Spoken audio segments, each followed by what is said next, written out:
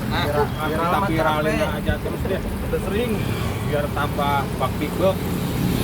Nah itu aja tadi pusing ya habis gorengan. Ini aja sampai keteter, apalagi tambah viral coba. Kalau gorengan habis makin pusing kan? Iya, keteter nih. Itu emang gorengnya satu-satu kayak gitu kan? Satu-satu kan. Kenapa nggak dibersihin aja loh?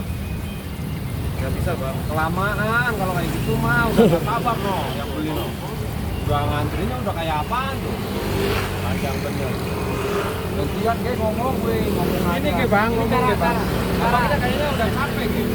Caranya bang, coba masukin tempenya kayak apa? Oh, nggak langsung dibersihin gitu, diaduk-aduk semua gitu nggak bisa ya bang ya? Nggak bisa bang. Nggak bisa. Abang kayak lagi lemes banget sih bang. Saya mana ada Enggak, udah makan tapi kan? belum bang.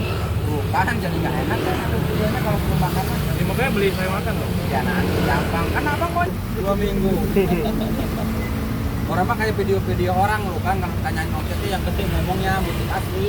Ya udah saya bilangnya 10 juta juga dah. Nah, Saya mau jujur ya 3 juta ngomongnya. Oh, orang jujur mah susah ya kan? Susah. Harus jujur terus. Sehari itu be. Sehari 3 juta, kalau 1 bulan aja. Dagang 3 jam aja udah sejuta.